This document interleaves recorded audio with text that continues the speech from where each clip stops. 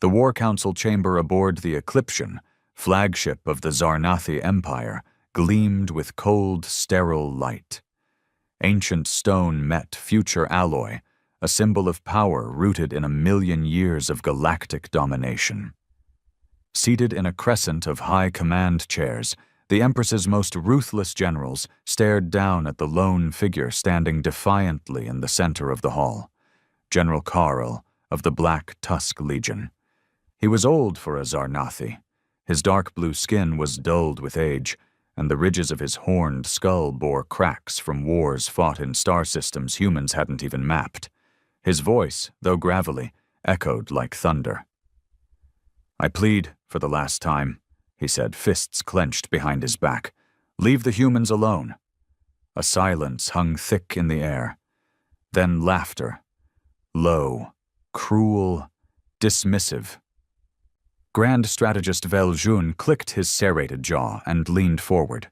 "You plead for the apes?" Karl didn't flinch.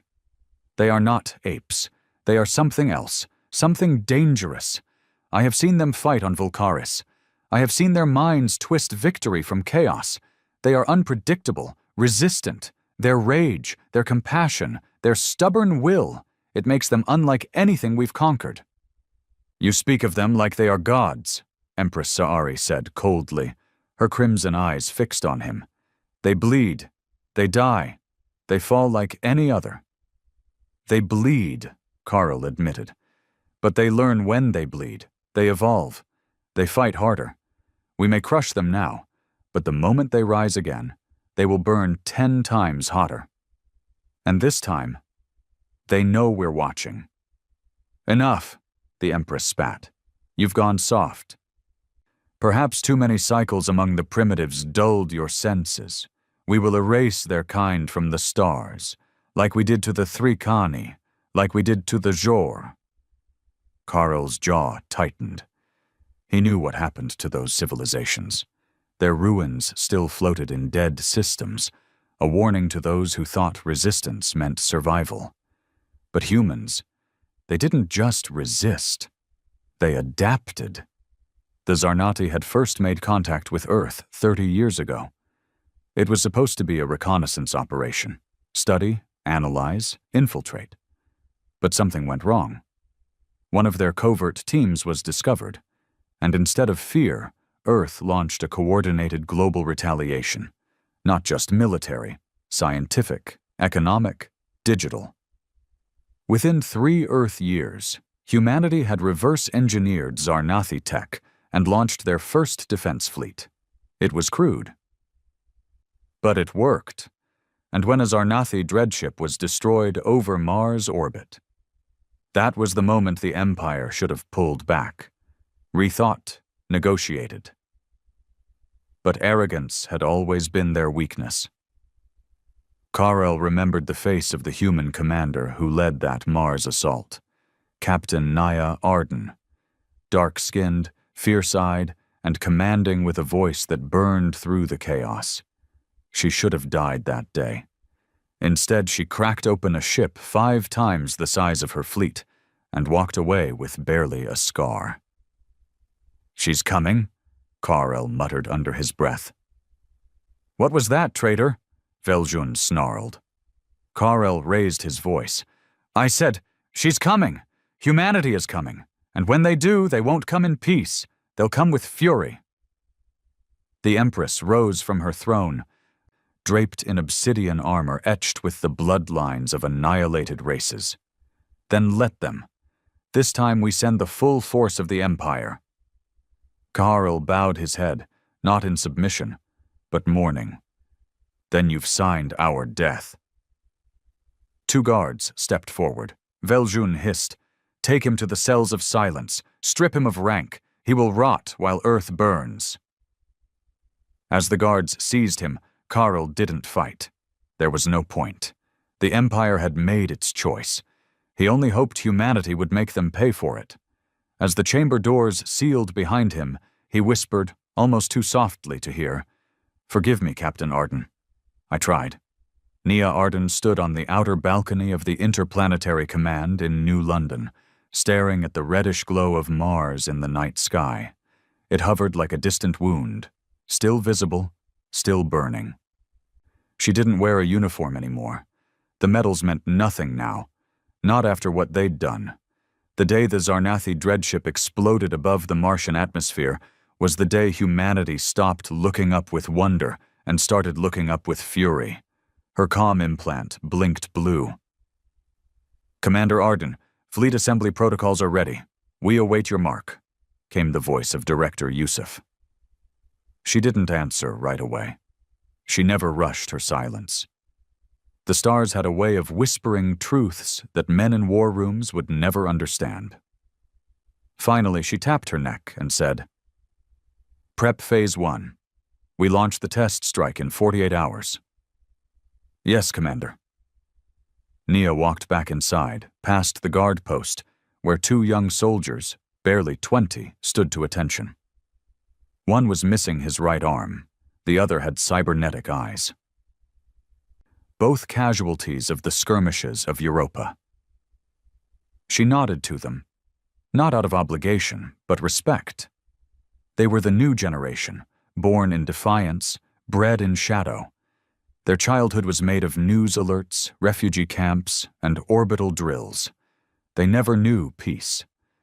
In the war room, holograms lit the dark like ghost flames, Earth's defense grid, the Martian colonies, Europa's wreckage, the scattered remains of Neptune's fleet. It was a map of pain. "Their ships are massing at the edges of the Althera corridor," said Admiral Lin, tapping at the stars. "Scouts report at least 36 destroyers. They're preparing a full push." "What about Carl?" Nia asked, folding her arms. The room fell quiet. Admiral Lin hesitated. "Removed. Internal sources say he's been stripped of rank and imprisoned. They're calling him a sympathizer." Nia laughed, but there was no humor in it. "Of course they are. He was the only one of them who listened." General Ramos grunted. "He didn't listen, Arden. He spared you once. That doesn't make him a saint. He still led the raid on Enceladus." She shot him a glance. "And who turned Enceladus into a weapons lab? You think the Zarnathi attacked a science station for fun? We were experimenting on live alien prisoners down there." Silence again. She continued. "Carl's not a friend, but he's not blind. He saw what we could do. What we will do if pushed." "You think he tried to stop the Empire?" Ramos asked. "I know he did." Lynn shook her head. "Doesn't matter now. The Empire won't back down, and we're still 20 years behind them in fleet tech." "But we're ahead in tactics," Nia said. "And we're ahead in one more thing." Ramos raised an eyebrow. "What?" "Desperation." Back on the lunar base, underground in Facility 6, the lights flickered as engineers rushed through the metallic corridors. Power cores hummed beneath the floor. Radiation shields pulsed. In the center chamber, they were building something that shouldn't exist, a weapon not even Earth's Council had approved yet. Project Red Veil. Two black obelisks stood tall, each humming with unstable energy. Between them, a gravitational singularity, tiny, barely contained, rotated inside a transparent field. It warped space around it, bent light, and made you nauseous if you looked too long. Dr. Ilara Mendez oversaw the project. Her hands were shaking. They always did when she got too close. She didn't believe in gods. But if they existed, she was sure they'd call this blasphemy. "Is the containment holding?" asked Nia as she stepped into the chamber, security guards at her side. "For now," Ilara said. "But if this breaches, we won't just lose the moon. We'll lose the damn solar system." Nia didn't blink. "Then we don't let it breach." "You understand what this is?" Ilara asked, pushing her hair behind her ear. "This is stolen tech, Arden. We copied it from a crashed Zarnathi artifact. It wasn't meant to be used like this. They called it an extinction drive." "And now it's ours," Nia said coldly, "because we don't get to choose anymore. We either hold them back, or we get wiped out." Elara looked at her, eyes full of 1,000 ethical screams she had no time left to voice. She just nodded and said, "We'll be ready." That night, Nia walked the old quarter of Earth's new London, silent, broken, still half rebuilt. Graffiti covered the walls, slogans like "Burn the stars and we remember Mars." Children played with rusted drone parts. Old war vets begged near broken service droids. No one lived untouched anymore. An old woman stopped her at a corner.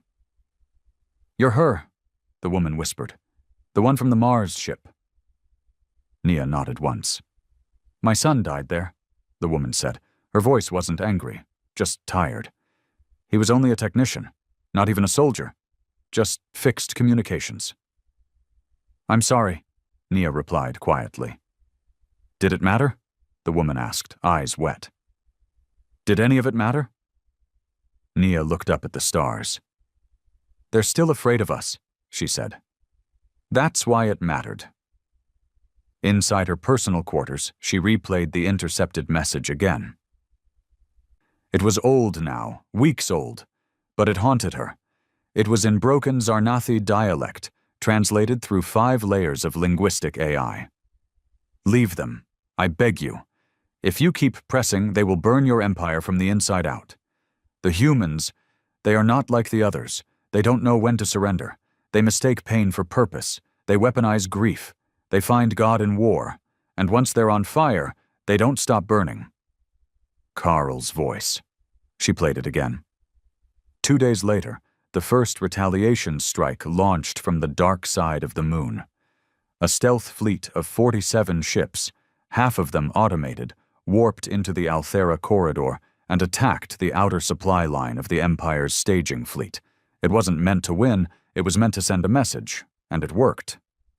By the time Earth's strike returned, they'd destroyed 3 supply freighters, 1 mid-class cruiser, and, most importantly, jammed their quantum beacon long enough to install a virus in the Empire's fleet systems. The virus didn't shut anything down. That would be too obvious.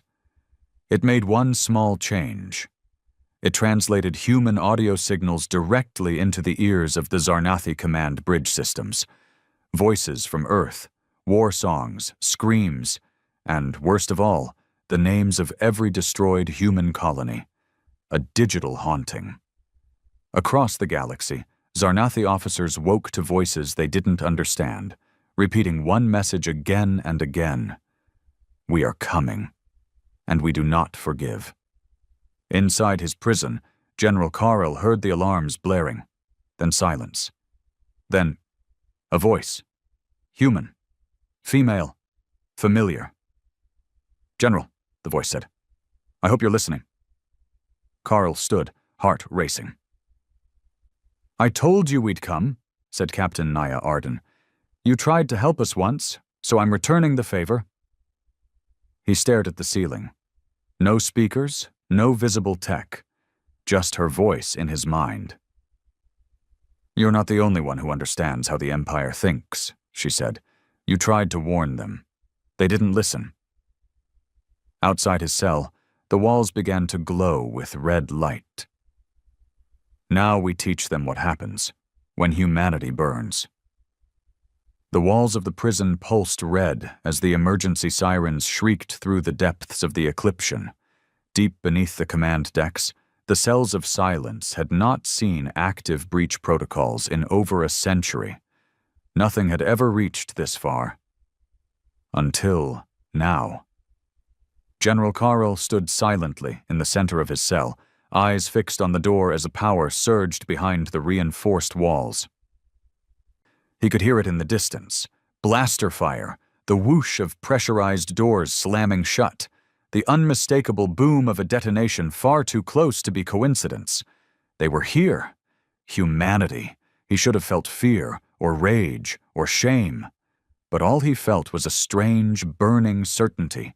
They had arrived too fast. The Eclipsion was the pride of the Empire, a ship the size of a continent, a floating fortress. For centuries, its name alone had silenced rebellions. But now, for the first time in his long service, its heart was under siege, and the Empire had no idea how. He turned as a small spark of light flickered at the far end of his cell.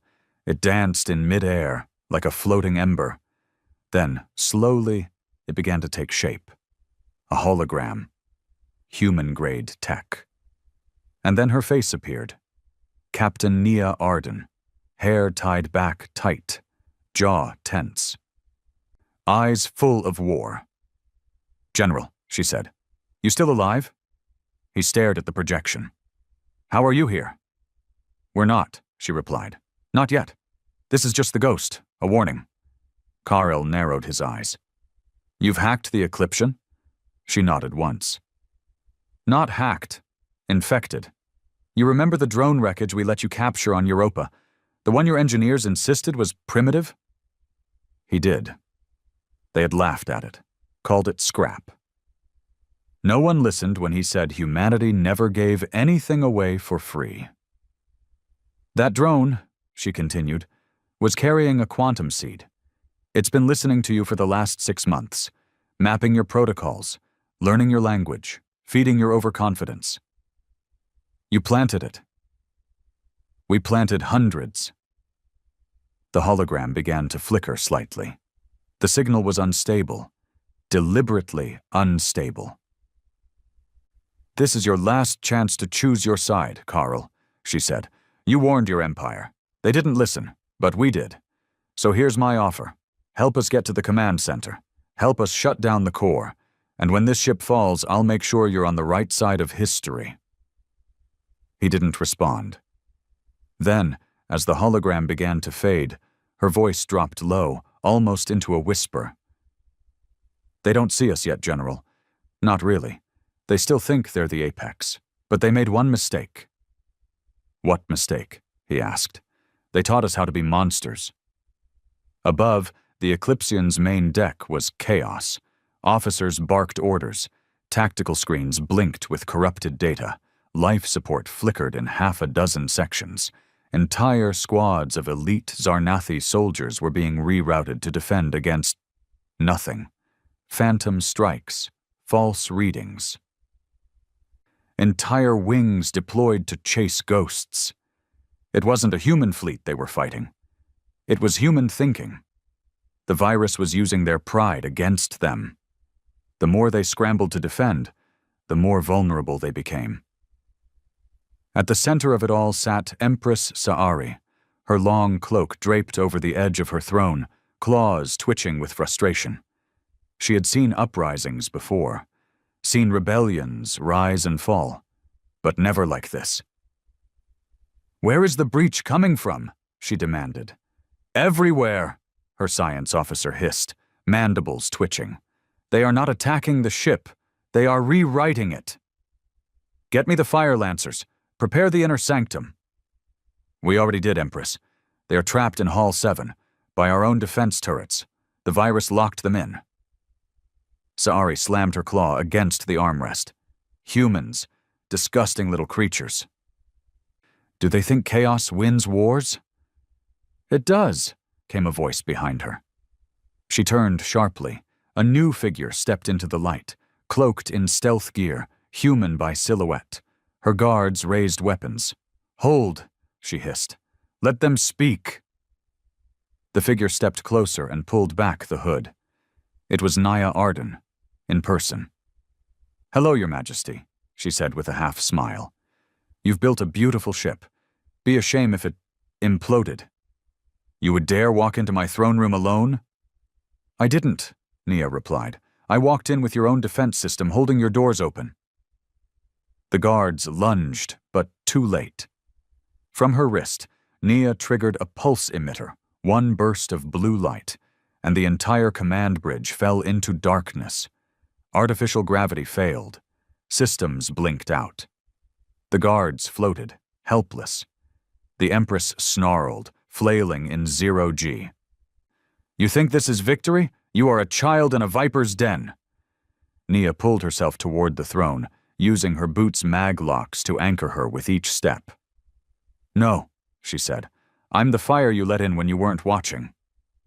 Meanwhile, deep in the prison block, Carl heard the door slide open.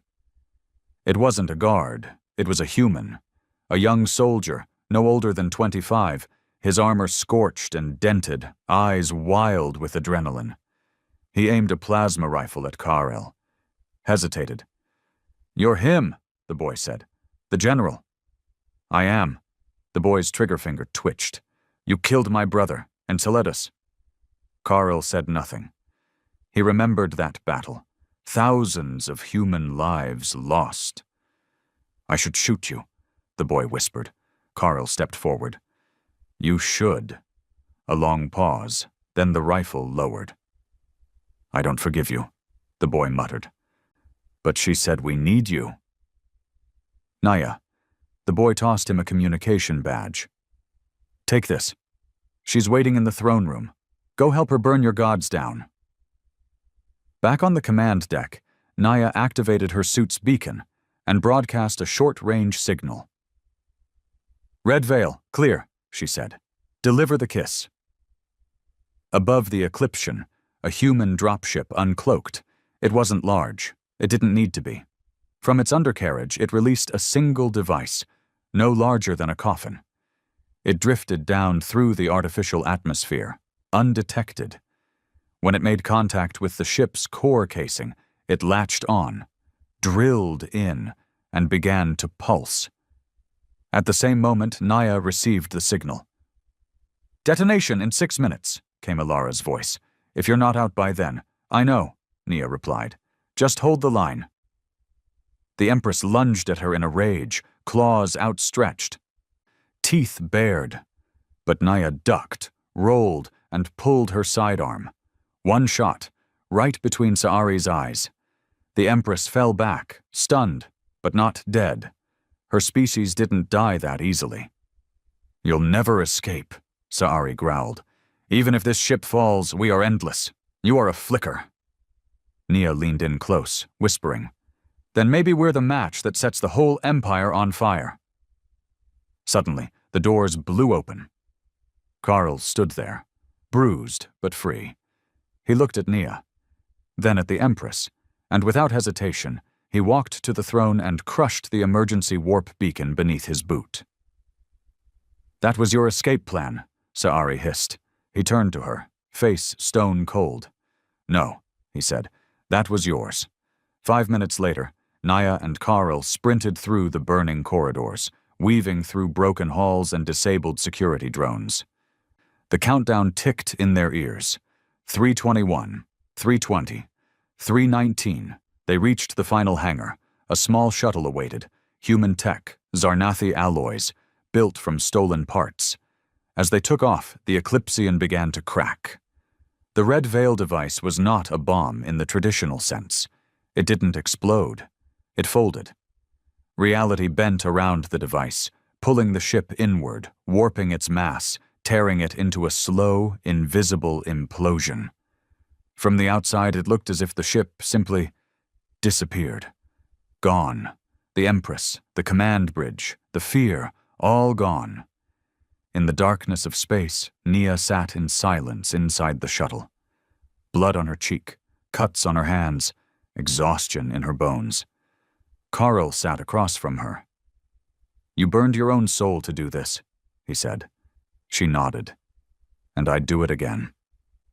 He looked out at the stars. "You won't stop the Empire with one ship." "No," she agreed. "But now they know we can reach them, that we're not prey." "And what happens next?" Naya looked him in the eye. "We start the next fire." There were no official broadcasts, no Empire-sanctioned statement, no state funeral, only silence. The Eclipsion, the jewel of the Zarnathi Empire, was gone. Not damaged, not hijacked, not floating in some asteroid field waiting to be recovered. Gone. 1 billion souls across dozens of systems stared at dark screens, wondering how something that colossal, something that old, could simply vanish. Some said it was sabotage. Others whispered it was divine punishment. But those closer to the truth knew better. They had heard the human transmission. the one broadcasted into every Zarnathi-controlled system less than 20 seconds after the Eclipsion's disappearance. This is for Mars. This is for Enceladus. This is for the colonies you wiped out while smiling behind your diplomacy. We are not your cattle. We are not your children. We are the storm, and we are just getting started. In the shadowed skies of Zarnath Prime, the capital planet of the Empire, panic wore 1,000 masks. Markets collapsed. Protests boiled.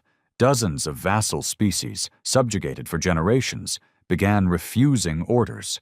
Minor revolts flared up in places the Zarnathi once ruled with unshakable control. Now, fear ruled instead. Inside the Imperial Council chambers, leaders screamed over one another. They must have help from within. How could primitives build a weapon like that? Find their allies. Root them out! One voice cut through the noise. They didn't need allies. That's the point. All heads turned towards the speaker. Ambassador Legere of the Kadrin Coalition, a species of crystalline entities who had long served the Empire under threat of extinction. Legere rarely spoke, and never without calculation. You don't understand what you've done, Legere continued, his voice like glass scraping steel. You've poked a nest of thinking predators and laughed when they bared their teeth, and now you're bleeding. Watch your words, Ambassador, growled General Thovar, one of the remaining high commanders. You speak of the humans as if they are greater than us. Legere tilted his shimmering head. They are something different, and you can't rule what you don't understand. Aboard the stolen shuttle, Naya Arden sat at the edge of a rusted cargo container, her legs numb, her mind burning. They had destroyed the Eclipsion. But victory had no taste. Only the faces remained. Of friends lost, soldiers broken, cities bombed into silence. And now, something even darker was growing inside her. The weight of escalation. Karo leaned against the far wall of the shuttle, silent. His armor was cracked, his claws still stained with dried blood. They hadn't spoken in hours. Finally, he broke the silence. You've changed. Nia didn't look up. We all changed. He studied her for a long moment. You were different when I saw you on Mars. Younger. You still carried hope like it was armor. She gave a bitter laugh. Hope gets you killed in this war. You think you've won something? He asked. She turned toward him, eyes sharp. We broke their spine. You cracked it, he said. They'll heal, and when they do, they'll come for your entire species with a rage you've never seen. We're counting on it. That stopped him. You want them to retaliate? We want them to overreach, she said. We want them scared, unstable, arrogant, exactly like they were before we buried their flagship. We bait them into burning more resources, stretching their fleets thin, exposing weaknesses. That's when the real war begins. He exhaled slowly. You're becoming more Zarnathi than you realize. Naya leaned back. And you're becoming more human. Elsewhere, in the underground cities of Darik's Folly, a border moon long abandoned by the Empire, a meeting of outlaws, rebels, and disillusioned Zarnathi took place. They called themselves the Shattered Crown. At their center sat a hooded figure, voice masked by a digital filter. Humanity did what none of us could. They made the Empire bleed, the figure said. We've waited for that moment, and now it's time to fan the flames. One of the rebel captains, a four-eyed reptilian from the Tharos system, hissed. We've tried rebellion before. It ends in orbital bombardments and our children ash in the wind. But this time, said another, there's something different. The humans don't ask for help. They act, they strike, they burn. Then we follow them, the hooded leader said. We strike where they struck. We make it look like Earth has more allies than it does. We turn their fear into war on all fronts. The room agreed. And for the first time in centuries, hope danced like firelight in the dark corners of the galaxy. Back on Earth. Inside a classified military station under the Arctic ice sheet, Director Yusuf was staring at 3 holograms blinking red. Reports coming in from the Empire's outer colonies, his assistant said. Zarnathi losing control of the Zenthar system. Civil war flaring on Draxus. Border colonies refusing to send taxes. Yusuf turned toward Naya, who had just stepped into the control chamber. "You've made them bleed," he said with awe, "and the blood's turning septic." Nia didn't smile. "Don't celebrate," she said. "This is just the beginning." He handed her a data pad. "What is it?" she asked. "A list," he said. "Top 10 targets of opportunity. Empire weak spots. We strike them. We fracture the core. Then we force the peace, on our terms." Naya scrolled through the targets. Research facilities, orbital factories, shipyards, child colonies. "Not all of these are military," she said. "They support military infrastructure," Yusuf replied. She looked at him. "That's a cold way to say civilians." He didn't blink. "That's a Cold War, Commander." Nia handed the pad back. "We don't become them." He met her eyes. "We already are." In orbit around Jupiter, the secret station known as Black Echo activated its new prototype, the Whisper Coil, a comms disruptor capable of scrambling Zarnathi frequencies across an entire sector. It was the first human technology the aliens hadn't seen before. Not stolen, not copied, original. And it worked. Within hours, 3 enemy fleets lost coordination and veered into asteroid fields, colliding with their own minds. Earth's agents watched from hidden satellites as chaos bloomed like a virus. Humanity had stopped copying. Now, they were inventing. Carl stood on the balcony of the North Atlantic Command, staring at the sea below. Storm clouds swirled, thunder rumbled. He didn't like Earth. It was too alive, too unpredictable.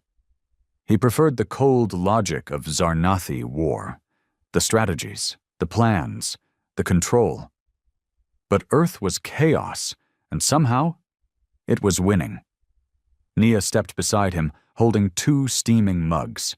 "Tea," she said. "You won't like it." He sipped anyway. He didn't hate it.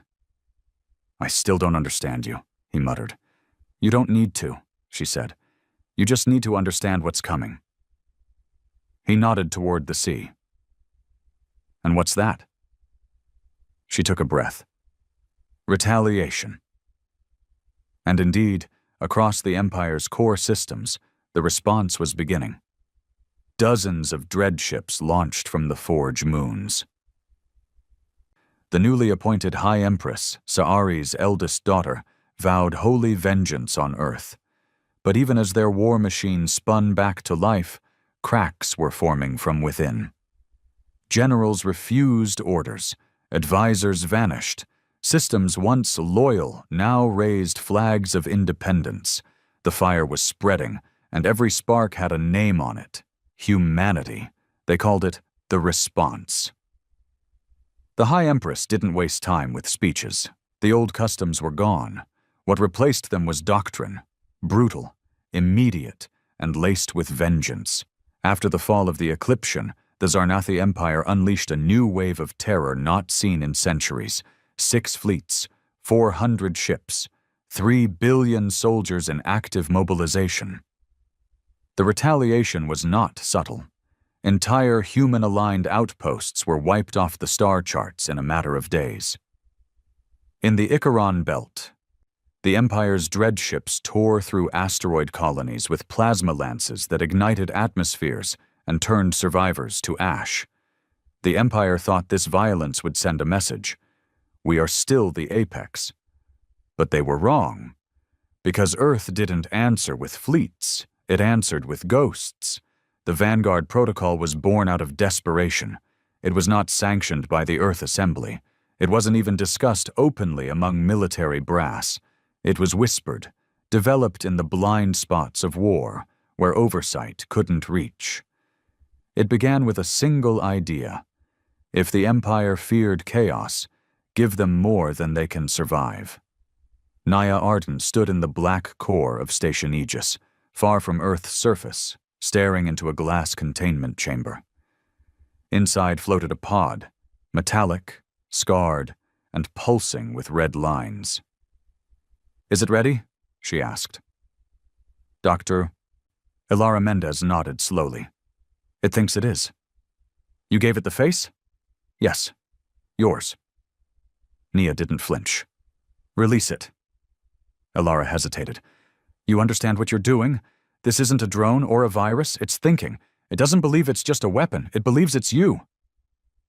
Nia turned to the chamber, her reflection ghosting over the glass. "Good," she said. "Let them believe I'm everywhere." The pod descended silently into the outer orbit of a minor Zarnathi supply world. Veltaran, a quiet, forgotten moon that produced raw materials and refined isotope cores for starships. Its guards were minimal. Its location, once deemed unimportant, was now its vulnerability. When the pod touched down, it didn't explode. It opened, and she stepped out. A clone of Naya Arden. Not flesh. Not entirely. A hybrid of Earth's most advanced neuromimetic bioframe and experimental AI, wrapped in synthetic skin, with a mind sculpted from Naya's own memories. They called her Spectre, and when she walked into the Empire's outpost, she wasn't there to negotiate. She was there to erase. Within 15 minutes, the facility lost all power. Gravity collapsed, surveillance blacked out, personnel scattered, and then she triggered the collapse of the isotope core. The explosion wasn't just physical. Before the entire station tore itself inside out, Spectre uploaded a message into the Empire's comms net. "You won't see me coming. I already came. You won't find me. You made me. Your end doesn't wear armor. It wears a face." The outpost was vaporized. No survivors. By the time Zarnathi scouts arrived, the systems were corrupted with Earthborn signal distortions. Every guard's biometric implants had been reversed, triggered to broadcast fear signatures across the Empire's tactical web. One death screamed 1,000 times louder than any fleet. In the command halls of the Empire, confusion began to rot the edges of confidence. "It cannot be her," hissed High Strategist Yultar. "She cannot be in 10 places at once." "But she is," said one advisor, his voice trembling. "Or she's not. Or she's something else entirely. She's a myth." "No," said another quietly. "She's becoming one." And that was the fear. Humans were no longer attacking like a traditional species. They didn't move fleets like chess pieces. They moved like whispers. Psychological warfare layered with real strikes, AI mimics, and cyber-infected ghosts. Their enemies weren't fighting an army. They were fighting a legend. Meanwhile, in the ashes of the Icaron belt, Carl stood aboard a recon vessel stolen during the early days of Earth's retaliation. It now served as a makeshift mobile HQ for rogue commanders, defectors, and those who no longer believed the Empire could win. His crew was strange, part human, part Zarnathi, some of neither. Rebellion had never looked like this before. "You realize you're a traitor to both sides now," said Lara Voss, a human comms specialist with one cybernetic arm and 0 patience. Carl looked at her without emotion. "Better to be a traitor than a tool." She smirked. "That's probably the most human thing you've ever said." He turned towards the forward viewport. Debris fields drifted like metallic ghosts outside. Burned hulls, broken satellites. Shattered lives. "I was trained to see war as art," he said slowly. "Balance, strategy, movement. And now? Now I see it for what it is," he muttered. "Desperation with a flag." The console pinged, a signal. Carl stepped forward. "From Earth?" "No," Lara said, "from Spectre." Carl's face darkened. "She's reaching out to me?" She wants you to see something, Lara said, pressing a button. The screen lit up. It was a live feed. A Zarnathi tribunal, deep within a war-hardened moonbase. Officers screaming, civil authority breaking down. Holograms of Naya, or Spectre, flickering in the background, projected into every hallway. And then, a detonation. A quiet one. Too small to destroy the base, but enough to release an electromagnetic pulse that fried every memory implant in every Zarnathi officer on site. They forgot who they were. Just like that. She's not just killing, Lara said. She's unmaking. That's what scares them. Karl said nothing, but he felt something crack inside. On Earth, Naya Arden stared at herself on the screen. Her clone, her voice, her tactics. Spectre had gone farther than she'd ever imagined. And the worst part? It was working. What happens when she starts thinking she doesn't need orders? Asked Dr. Mendez quietly. Nia didn't answer right away. She won't turn, she said at last. She thinks like me. Ilara's voice turned cold. You're not exactly stable. Nia flinched, not visibly, but she felt it. Too many deaths, too many decisions. She thought back to the first time she'd stood before the council, demanding a response to the Zarnathi invasion. They'd called her reckless, said Earth wasn't ready. Now, they called her Mother War behind closed doors. But what did that make Spectre? Daughter or successor?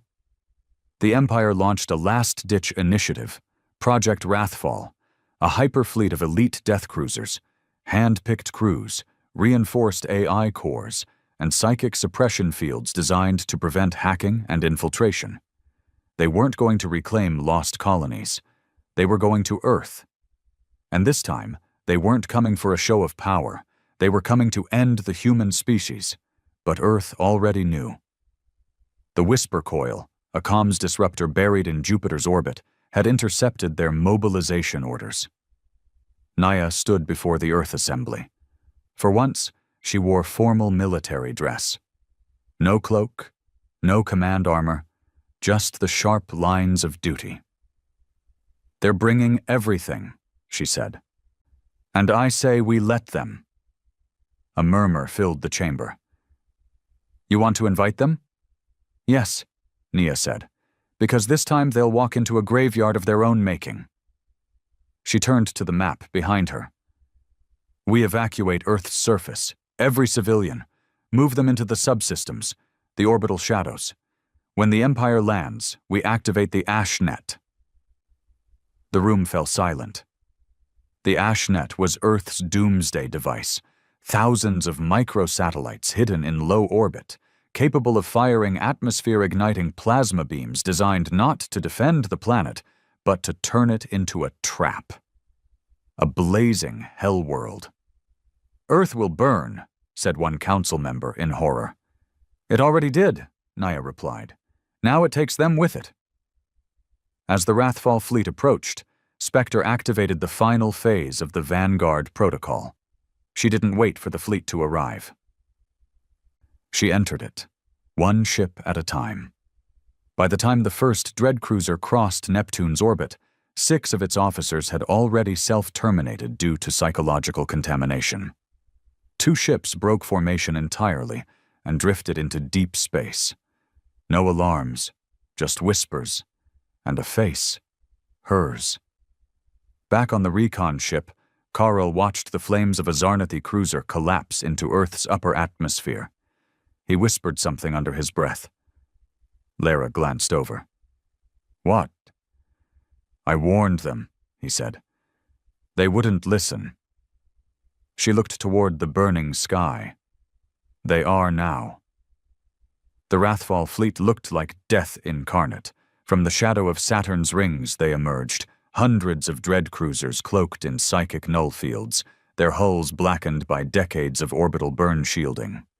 Their size dwarfed even Earth's largest satellites, stretching miles long. Each ship carried at least 10,000 elite Zarnathi soldiers, genetically reconditioned for maximum obedience and minimum mercy. No diplomacy, no declarations, just eradication. Earth was in their sights, and Earth was waiting. Inside the war room beneath the frozen crust of Greenland, the Earth Assembly stood in eerie silence as the 3D display of the solar system pulsed with red. "They've broken through Neptune's orbit," said Director Yusuf, voice cold and quiet. "One day until atmospheric breach." "They're not slowing," added General Ramos. "We've thrown out every decoy. They're locked on Earth." Nia Arden stood apart from the others, hands clasped behind her back, watching the digital movement of the fleet. "They want blood," she murmured. "So let's bleed them." Across every screen, Operation Ash Net went from standby to armed. Thousands of cloaked microsatellites, once drifting like cosmic dust in Earth's low orbit, activated. Each one was a coffin in disguise. Each one carried payloads capable of igniting the upper atmosphere in concentrated regions, designed not to destroy the planet, but to cook anything that entered without warning. Yusuf turned to Nia. "You still have a way out." "No," she said. "I'm staying. They want Earth. They can meet me on Earth." "You'll die." "I already did, on Mars. This version is just what came back." He didn't argue further. He knew that look in her eyes. The Wrathfall fleet entered Earth's exosphere on the third day. Zarnathi command ships initiated wide-range scans. Earth appeared quiet. Too quiet. Civilian chatter was dead. No orbital fleets, no defense grids, no counter-signals. "Where are they?" hissed High Marshal Vorkar aboard the lead dread cruiser. "They've abandoned their nest." "No," said his science officer. "There's something wrong." "What is it?" "I don't know. I'm not seeing defense systems because they're not broadcasting. It's like the planet's holding its breath." Vorkar grinned, teeth glistening. "Then we suffocate them." He gave the command. Thousands of troop carriers detached from the dread cruisers like angry hornets. They pierced the clouds, and the moment they crossed the upper thermosphere, Earth lit up. From orbit, it looked like fire raining upward. The Ash Net activated in perfect sequence. Each satellite fired an atmospheric ignition beam, superheating the entry zones with pulses so intense that metal hulls peeled mid-air like paper, and heat-resistant armor vaporized in seconds. The first wave of troop carriers never reached the ground. They turned to ash mid-fall. The second wave tried to scatter. They hit decoy fields, zones rigged with reflective plasma traps that fed heat back into the ships, frying their systems from the inside. Inside the bunkers, Earth's commanders watched as Zarnathi ships fell like black snow. "This isn't war," Ramos whispered.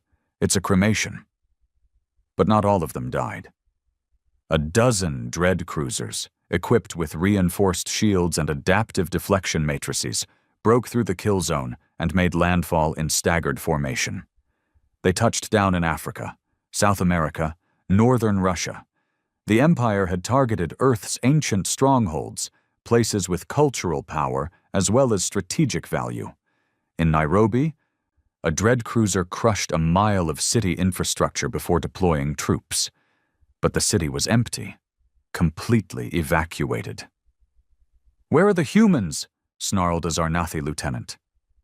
Then came the answer. Explosions detonated from below. Seismic charges laid deep beneath the surface. The Earth rebelled. Craters opened. Underground tunnels collapsed, taking entire platoons with them. And then the guerrillas emerged. They weren't soldiers in traditional gear. They weren't clean or uniformed. They were humans in modified armor, patched suits, scarred faces, farmers, engineers, mechanics, everyday people with nothing left to lose. They came with railguns, crude plasma cutters, and rage sharpened into strategy. They didn't fight like soldiers. They fought like revenants. Nia Arden was already waiting when the command dreadcruiser landed near the ruins of Old Geneva. She didn't bring an army. She brought Spectre. The synthetic clone, her mirror, her shadow, descended from orbit like a ghost. As Nia watched her approach, she felt the same mix of awe and unease she always did. Spectre wasn't just another tool now. She was making decisions on her own. "Target confirmed," Spectre said. "Wrathfall command ship compromised. Primary generals located in the control center." "And the virus?" "Already in their comms," Spectre said. "They think they're receiving reinforcement orders. They're actually requesting fire on themselves." Nia gave a small, bitter laugh. "Cruel." "Necessary," Spectre replied. "You sound more like me every day." Spectre didn't blink. "That's because I'm learning what it takes to win." Then she turned toward the burning skyline. "Ready?" Nia nodded. "Let's send them home in pieces." Inside the command dreadcruiser, panic ruled. Systems were going dark. Internal comms looped with static. The words, "Sector reinforcement confirmed," repeated in every corridor. But no reinforcements came. Vorkar stood in the control hub, tail lashing in fury. "I want her dead! Find Arden and kill her!" But the AI system didn't respond. And then the lights flickered red. One by one, the command consoles rebooted. A face appeared on every screen. Nia Arden. Not live, a recording, calm, focused, icy. "You came to my planet. You brought fire and fear. You wanted us to break, but we don't break. We burn." Every console exploded simultaneously. The ship shook as its fusion core began to rupture. Spectre had bypassed its security protocols, fed it false stability reports until it overloaded. From the outside, the command dreadcruiser folded in on itself. No survivors. In the Greenland bunker, Director Yusuf watched the death toll rise. Empire, 78,000 confirmed dead. 12 dreadcruisers destroyed. 32 troop carriers lost. Earth, 4,000 civilian casualties. 1 to 200 guerrilla fighters dead. But the scales were clear. The Empire's teeth had shattered against the bone of a world that refused to fall. And yet, victory tasted like ash. Nia returned to the Arctic stronghold with Spectre beside her.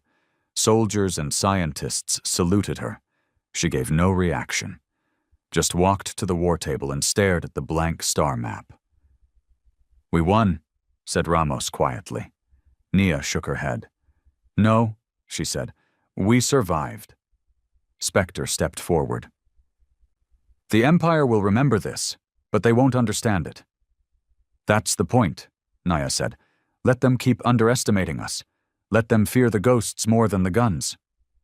Yusuf approached her, datapad in hand. "Then what now?" Nia turned to him. "We take the fire to them." In the far corners of the galaxy, the news spread. The Wrathfall fleet, undefeated in centuries, was gone, destroyed, outmaneuvered, humiliated, and not by a superior force, by a species the Empire once called pre-sentient. Uprisings flared. The Shattered Crown launched a dozen sabotage campaigns in the Empire's inner core. Former slaves took up weapons. Pirate factions began hijacking Zarnathi supply ships and broadcasting human war music across enemy frequencies. Fear had a new sound, a new face, and it was human. Nia stood alone in a dark chamber aboard Station Aegis, watching a projection of herself from 6 months ago. The woman in the video smiled. She was tired, but she still smiled. That version of her was gone. Spectre entered quietly behind her. "I've started thinking about what comes after," Spectre said. "When there's nothing left to burn." Nia didn't answer for a long time. Then she said, "Then we rebuild. But not from what we were." She turned to her synthetic double. "We rebuild from what we've become." Spectre tilted her head. "And what are we now?" Nia looked out at the stars. "Necessary monsters." The Empire didn't fall with a bang. It began to rot. The destruction of the Wrathfall fleet wasn't just a loss of military power. It was a blow to myth, to fear, to the illusion of invincibility that had held 1,000 species in quiet obedience. On the outer worlds, once loyal governors went silent. Vassal species revoked tribute. Entire systems severed communications and declared neutrality, or worse, sympathy with Earth. Pirate fleets joined rebel forces, smelling blood. Religious cults began rewriting doctrine, naming Earth's resistance as prophecy fulfilled, the flame that devours tyrants. Some even worshipped Naya Arden. They didn't know the real her. Hell, she wasn't sure she did either. In the depths of Earth's Mars Command, now a refurbished bunker beneath Olympus Mons, Naya sat at the edge of the War Council table, hands calloused, lips pressed in thought. The others spoke around her. She listened, but her silence carried weight. General Ramos was the first to snap. With all due respect, Commander, we can't just wait. The Empire's burning. This is the time to strike their inner core, drive the sword into the heart. Yusuf agreed. We have 3 systems along the Empire's border ready to fall. Our allies are waiting for the signal. And what about what comes next? Nia asked, finally breaking her silence. Everyone turned. You all want to burn the house down, she said, voice steady. But none of you are thinking about the ash, about the smoke choking every colony, about what's left after the fire ends. We're not politicians, Ramos snapped. No, she said, staring him down. We're worse. We're soldiers who started building empires without asking if we should. There was a long pause. Then Spectre's voice crackled from the far end of the chamber, transmitted from a nearby satellite relay. You're hesitating. Naya. I'm calculating, Nia replied. Same thing, Spectre said. Only one of us is pretending it's not fear.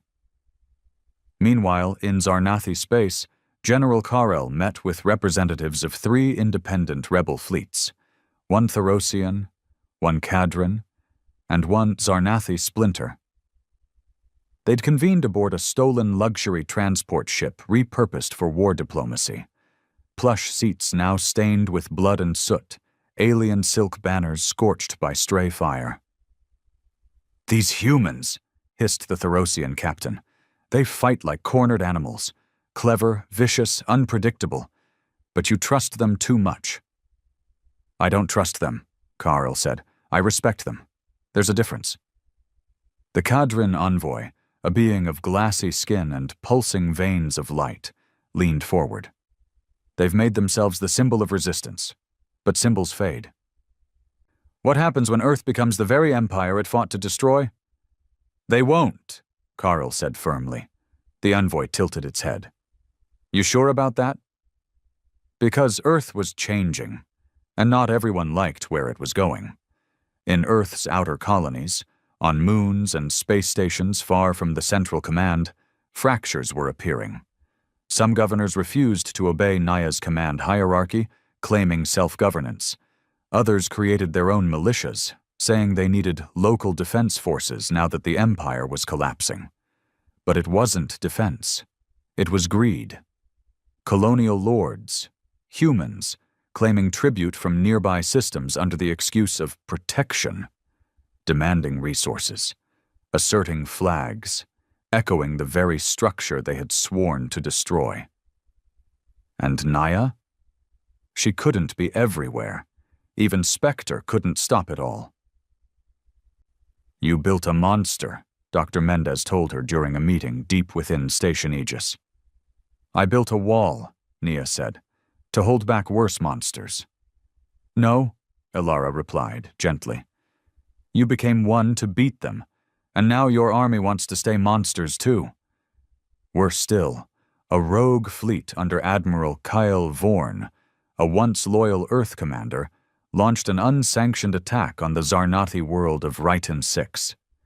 It was a minor cultural planet, no military infrastructure, no strategic value. But it had once been home to a Zarnathi high priest, and its temple still stood, thousands of years old. Vorn didn't care. He ordered orbital bombardment, 3 million dead. No warning, no justification. He broadcasted his message across the galaxy. This is what vengeance looks like. Earth doesn't forgive. Earth doesn't forget. You come for us. We come for your gods. Nia watched the transmission with a sickened heart. This wasn't resistance anymore. It was butchery, and the galaxy saw it too. Suddenly, Earth wasn't just feared, it was hated. Protests began, in neutral systems, in allied colonies, even in parts of Earth itself. People screamed Nia's name in the streets, not in praise, but in blame. Some called her a war criminal. Others called her a savior. Some just called her inevitable. The line blurred, and she felt herself standing on a razor's edge, between leader and tyrant. One step too far, and she'd become the very thing Karl had tried to save his people from. Back on the rogue recon ship, orbiting the burning moon of Zarnath III, Karl and Lara Voss intercepted chatter between Earth's fringe units. "Did you hear?" she said, eyes glued to the comms panel. Vorn's declared his own faction, calls himself the Scorch Order. They're raiding anything with a Zarnathi signature, even refugee ships. Karl's voice dropped. "That's not war. That's genocide." Lara looked at him. "You still think Nia can stop it?" "I think," he said slowly. "She's the only one left who's still trying." In the silence of her personal quarters, Nia watched footage from Rhyton 6 again and again. She studied the faces. The screaming civilians, the burning temples, the children clutching artifacts as the fire took them, and then she studied her own face in the mirror. It was harder to recognize these days.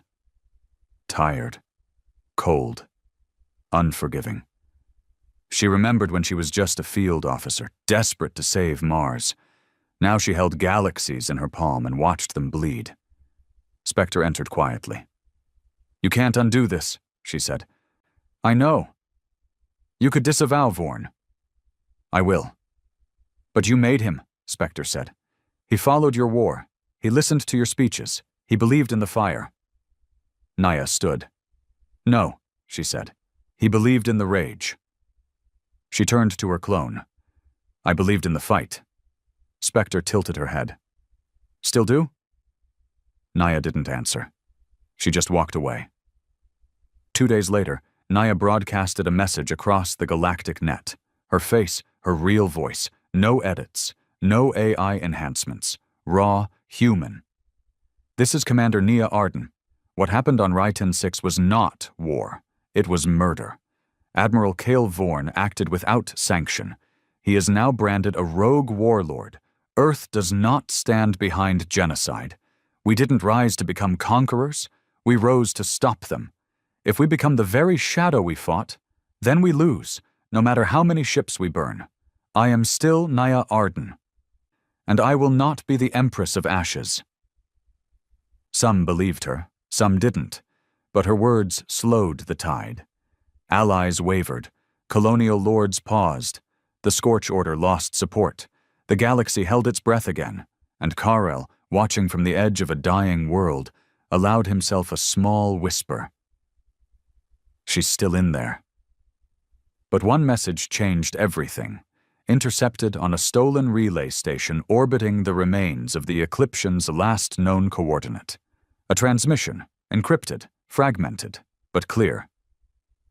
"This is Empress Sa'ari. Survived. Retaliation must be final. Earth must burn. I will return." She was alive. And she was coming. The transmission echoed across every warship, rebel frequency, and neutral channel in the galaxy. "This is Empress Sa'ari of the Zarnathi Empire. You believed me dead.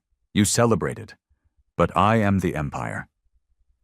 And the Empire does not die. Earth will burn. Humanity will be cleansed. I return not for revenge. I return for silence." The message was grainy. damaged by interference, but it was her voice, her venom, her certainty. She was alive, and she wasn't alone. Within a month, signs of Sa'ari's return turned into hard proof. Surveillance drones captured footage of a hidden shipyard deep within the ruins of the Kresher Abyss, an ancient gravity well on the Empire's edge, once thought uninhabitable. But now, it pulsed with war-forged life. Massive ship husks floated like skeletal titans, slowly stitched together by automated builders. Empress Sa'ari hadn't just survived. She'd been rebuilding, in secret, waiting. What rose from those forges made the Eclipsion look small, a super dreadnought, 10 times larger than anything Earth had faced. The Unborn Sun, they called it, its hull black as a collapsed star, its power core rumored to contain folded plasma, a hybrid of technology so dark even the Zarnathi once forbade it. Sa'ari had broken that law, because this wasn't about power anymore. It was about extinction. "She's making a final play," Karl said, standing over the holomap inside a command bunker deep within Europa's frozen mantle. Naya watched silently. "She knows the Empire is fracturing. She can't save it, so she wants to end us before she dies." Ramos scowled. "We can intercept the shipyard, send Spectre, sabotage the vessel before it launches." "She wants us to," Nia replied. Yusuf nodded grimly. "The Abyss is a kill trap. One way in, no way out. Radiation storms, gravity distortions. She's using it as bait." "She thinks we'll be scared to face her," Ramos growled. Nia shook her head. "No, she's not betting on our fear. She's betting on our rage." Spectre's voice cut in via intercom. "She's not wrong." All eyes turned. Spectre stood at the far end of the chamber, body partially damaged from a recent infiltration. One arm hung limp. Her synthetic flesh was torn, revealing the skeletal alloy beneath. "She knows we've become what we hate," she said, "that we've justified every atrocity by saying they started it." Ramos raised an eyebrow. "You taking moral lessons from the Empress now?" Spectre's eyes flicked toward him, calm, unnerving. "No," she said, "but I'm seeing her reflection, in us." The room went quiet. Then Naya stepped forward. "Sa'ari wants a final battle? She'll get it. But we don't go as monsters. We go as humans. We show the galaxy we're more than fire and revenge." Karl spoke. "Then you better prepare to lose." Nia turned to him. "Maybe. But if we don't fight as who we are, then it's not a victory worth winning." Preparations began immediately. Earth's remaining fleet was patched, cobbled together, and enhanced with alien tech scavenged from years of war. Spectre initiated her final sync, merging with Earth's battle grid for the last time. Karl contacted the rebel species still willing to listen. They all said the same thing. "We'll stand with you, one last time." They didn't do it for loyalty. They did it for finality. The war had gone on too long. There was no going back, only through. And so they went. Through the dying stars, through radiation storms, through fold space tunnels scarred by ancient weapons long forgotten. They reached the edge of the Kresher Abyss and saw it. The unborn sun, it breathed. With every pulse of its core, space rippled around it. Gravity twisted, light warped. It was not just a ship, it was a threat to reality. Inside it, Sa'ari waited.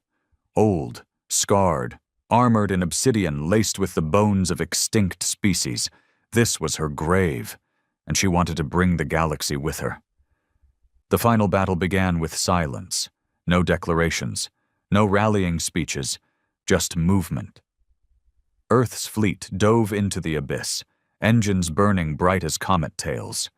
Zarnathi loyalist ships swarmed like hornets. Space became a black canvas streaked with fire. Spectre led the first wave, Her shuttle sliced through enemy formations, jamming comms, hijacking drones, feeding false signals. Naya led the second. Her flagship, the Valkyrie, plunged toward the unborn sun's outer hull with a task force of 20 ships behind her. Karl, in an old Empire cruiser, fought alongside human pilots who once tried to kill him. Nothing made sense anymore. Only purpose and survival.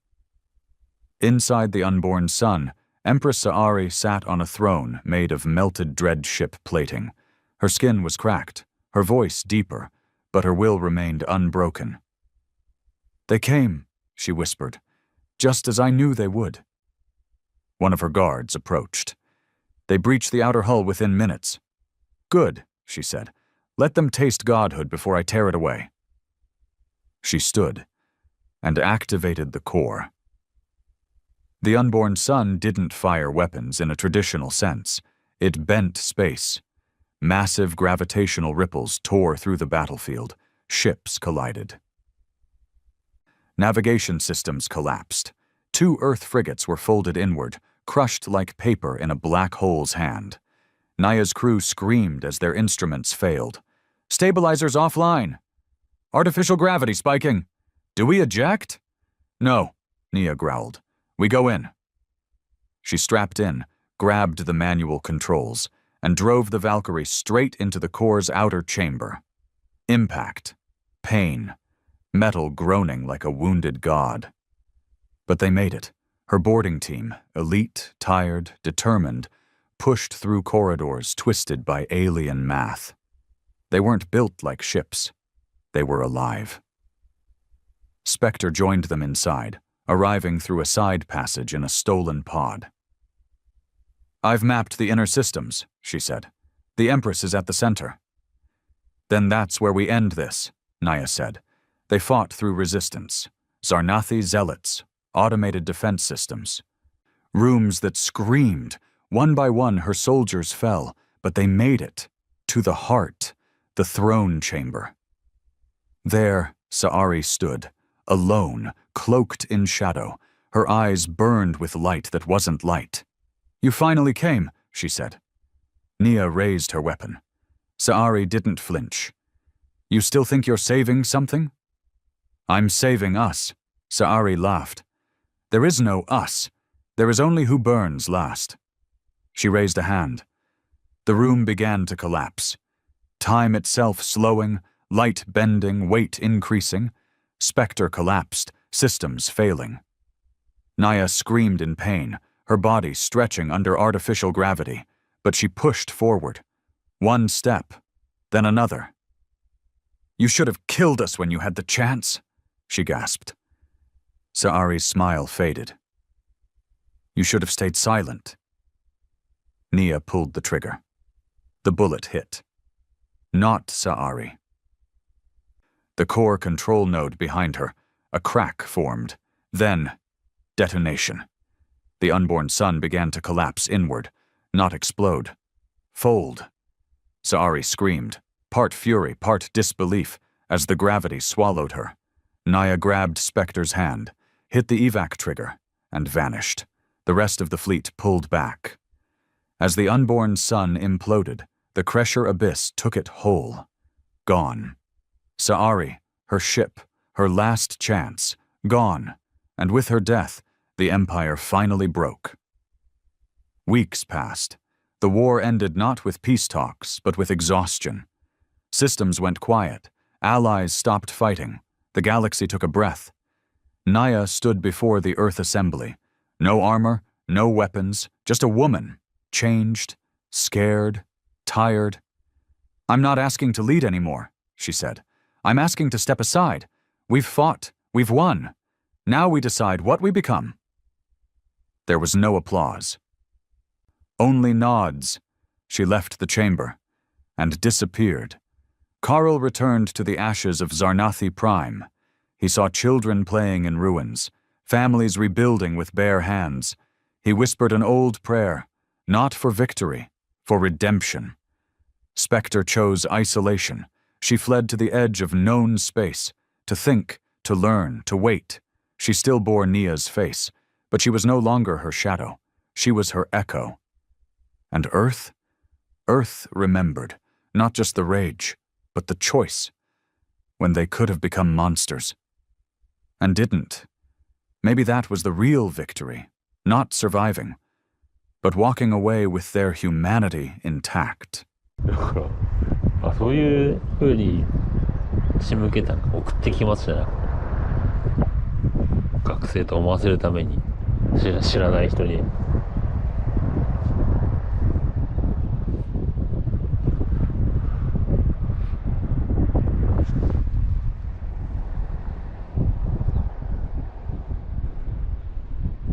風やまない。